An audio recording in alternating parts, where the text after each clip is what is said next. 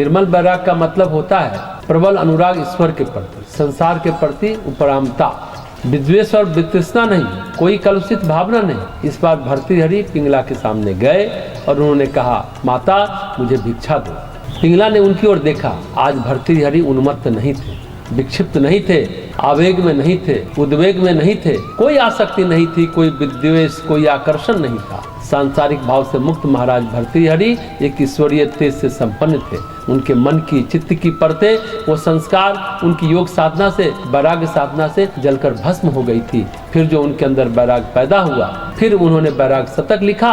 उसमें एक बड़ा सुंदर श्लोक है। कहते हैं, हे शिव, गंगा के तट पर चांद की चांदनी में आपका ध्यान करते हुए मैं इतना लीन हो जाऊं कि हिरण आदि पशु मेरे शरीर से अपनी खुजली मिटा सके। यह जो भर्तृहरि के अंदर प्रबल और उद्दीप्त वैराग पैदा हुआ, विकसित हुआ, उनके महान गुरु गोरखनाथ ने जो ज्ञान दिया, उनकी चित्त की परतों में दबी हुई ज्योत्सना थी, जो प्रकाश था, उनको पहचान लिया था। इसलिए यह जो सारा आयोजन था भर्तृहरि के चित्त की परतों को हटाने के लिए और उनके अंदर जो उनका स्वाभाविक स्वरूप था, संस्कारों को नष्ट करते हुए, कर्म राशि को नष्ट करते हुए और उनके प्रकाश को उद्दीप्त करने के लिए वह पैदा कर दिया गुरु गोरखनाथ। कहते हैं, गुरु ने बर्तन को इतना मांजा, उसका जो स्वर्णिम तेज था, प्रकाश था, ज्योत्सना थी, सब उभर कर आ गया। अगर अध्यात्म को सही माना जाए, अध्यात्म की कथाओं को सही माना जाए, तो राजा भर्तृहरि को सिद्ध जनों में एक सिद्ध माना जाता है और अमृत प्राप्त योगी माना जाता है। भर्तृहरि वह हैं जो कभी मरे ही नहीं, ऐसा योगी माना जाता है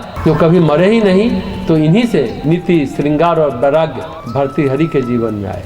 नीति ज्ञान की यात्रा से श्रृंगार के आकर्षण में भर्तृहरि ने वैराग्य की परिपूर्णता प्राप्त। सचमुच ये बहुत अच्छा वाक्य है। नीति ज्ञान की यात्रा से श्रृंगार के आकर्षण में भर्तृहरि ने वैराग्य की परिपूर्णता प्राप्त की। बहुत अद्भुत वाक्य है। मन में एक जिज्ञासा हालांकि सभी को उठ रही होगी कि पिंगला का क्या हुआ। पिंगला के मन में भी मोह का पर्दा जो था हट चुका था। उपनिषद भी कहता है कि संगत से गुण होता है, संगत से गुण जात। जिसका पति इतना महान योगी रहा होगा, उससे संसर्ग में थोड़े समय रहने पर भी उस व्यक्ति के चित्त में अंधकार कैसे रह सकता है। तो पिंगला ने भी अपने संपूर्ण जीवन को भगवान शिव की आराधना में लगा दिया। पिंगला तेजस्विनी तपस्विनी के रूप में रही।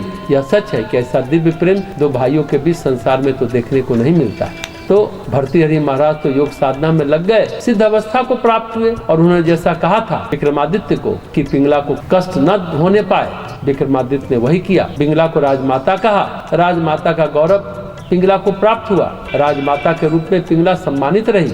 महाराज विक्रमादित्य ने उन्हें माँ की तरह माना, माँ की तरह स्थान दिया, सम्मान दिया और पिंगला ने अपने जीवन को शिव आराधना में लगा दिया और अनूप भी वापस अग्निपट्टन चला गया।